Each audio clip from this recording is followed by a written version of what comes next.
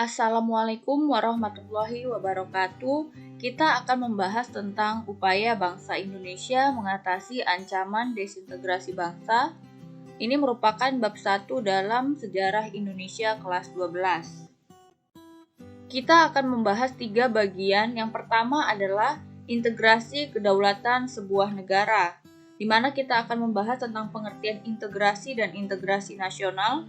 Kemudian bagaimana proses penyerahan kedaulatan Indonesia dan kembalinya Indonesia ke dalam bentuk negara kesatuan. Kemudian yang kedua kita akan membahas upaya bangsa Indonesia mengatasi ancaman desintegrasi bangsa. Apa pengertian desintegrasi dan bentuk-bentuk desintegrasi pada masa revolusi fisik, masa demokrasi liberal, dan masa demokrasi terpimpin.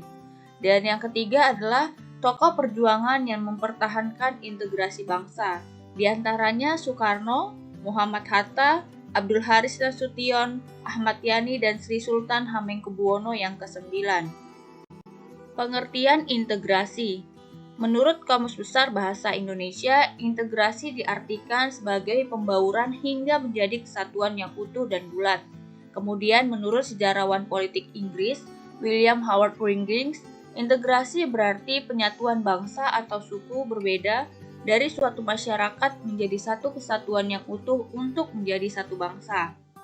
Sehingga bisa diartikan sebagai integrasi nasional adalah usaha atau proses mempersatukan perbedaan-perbedaan dalam suatu negara berdasarkan bahasa, darah, sejarah, tanah, dan tujuan yang sama, sehingga tercapai keserasian dan keselarasan nasional. Terwujudnya integrasi nasional atau bangsa penting bagi sebuah negara untuk mempertahankan keutuhan dan kedaulatannya. Terdapat beberapa faktor yang mendorong dan menghambat terwujudnya integrasi nasional di Indonesia. Berikut ini sejumlah faktor pendorong lahirnya integrasi nasional di Indonesia. Yang pertama, menurut Ernest Renan, perasaan senasib dan mempunyai tujuan yang sama. Yang kedua, kekuasaan kolonialisme Belanda, adanya persamaan nasib dalam sejarah. Yang ketiga, keinginan bersatu seperti telah dinyatakan dalam Sumpah Pemuda pada 28 Oktober 1928. Dan yang keempat, rasa cinta tanah air dan bangsa yang diwujudkan dalam upaya memperoleh kemerdekaan, menegakkan kedaulatan, baik melalui perlawanan dan perjuangan bersenjata, maupun perjuangan diplomasi melalui perundingan.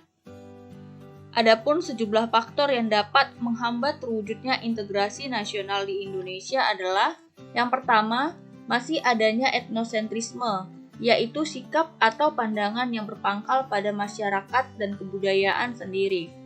Biasanya disertai dengan sikap dan pandangan yang meremehkan masyarakat dan kebudayaan lain. Yang kedua, tidak meluasnya pembangunan ekonomi dan infrastruktur sehingga mendorong munculnya ketidakpuasan daerah terhadap pemerintah pusat. Sebelum kita membahas tentang penyerahan kedaulatan Indonesia dan kembalinya Indonesia ke dalam bentuk negara kesatuan, dalam video ini kita lihat dulu bagaimana secara kronologi sikap Belanda atas kemerdekaan Republik Indonesia.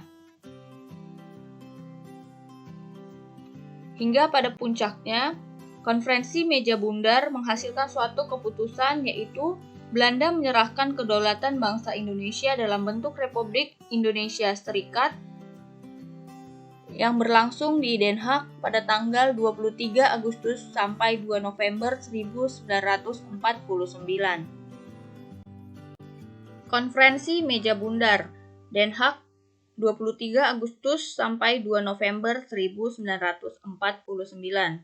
Latar belakang dari KMB ini adalah kegagalan Belanda untuk meredam kemerdekaan Indonesia dengan jalan kekerasan karena adanya kecaman dari dunia internasional.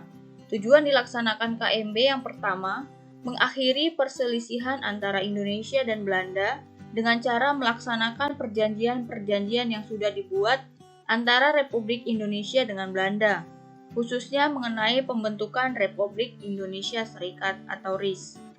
Yang kedua, dengan tercapainya kesepakatan Meja Bundar, maka Indonesia telah diakui sebagai negara yang berdaulat penuh oleh Belanda, walaupun tanpa irian Barat.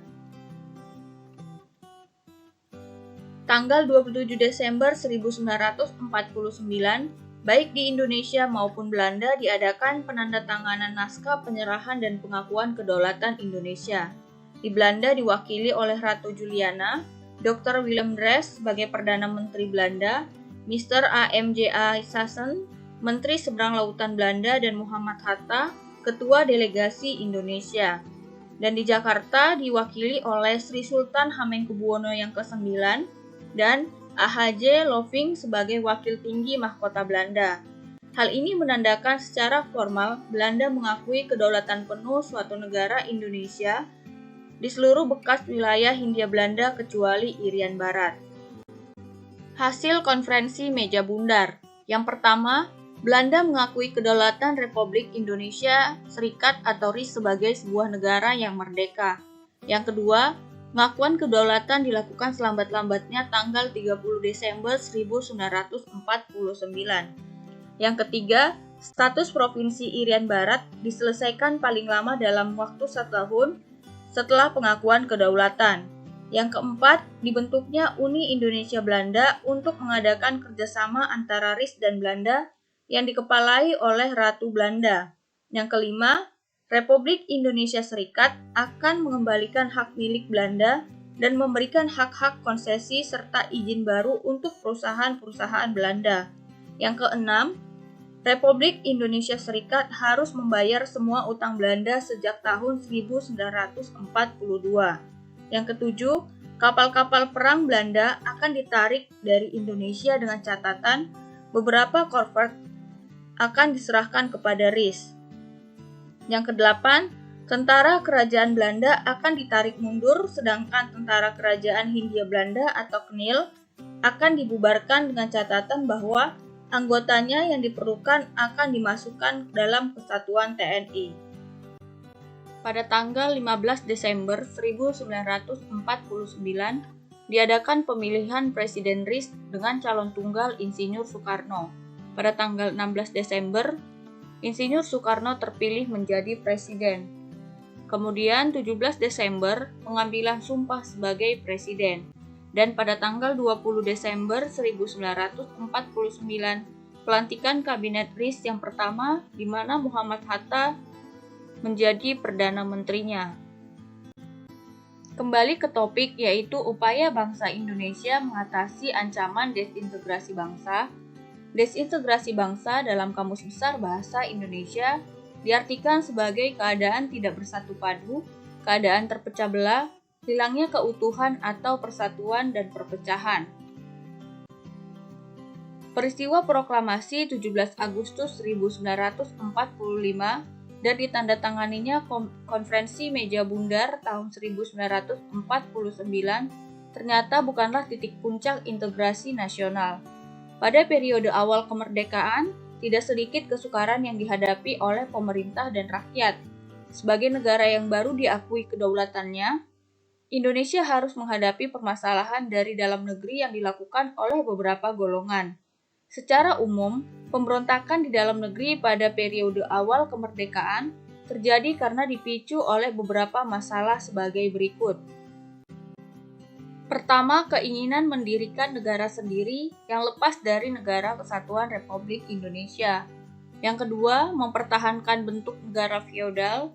Dan yang ketiga, keengganan APRIS atau Angkatan Perang Republik Indonesia Serikat di negara bagian bergabung dengan TNI dan menolak kebijakan pemerintah Hatta untuk melakukan reorganisasi dan rasionalisasi dalam tubuh militer yang menekankan profesionalisme. Berikut ini merupakan pemberontakan yang membahayakan integrasi bangsa pada masa periode awal kemerdekaan Indonesia. Yang pertama, PKI Madiun, yang kedua Darul Islam Tentara Islam Indonesia atau DITII, yang ketiga Angkatan Perang Ratu Adil atau APRA, yang keempat Gerakan Andi Ajis, yang kelima Republik Maluku Selatan atau RMS, yang keenam PRRI, yang ketujuh Permesta, dan yang kedelapan Gerakan 30 September atau G30 SPKI. Pada video berikutnya kita akan membahas dan menguraikan satu persatu latar belakang tokoh dan penyelesaian dari setiap pemberontakan yang terjadi pada awal periode kemerdekaan. Assalamualaikum warahmatullahi wabarakatuh.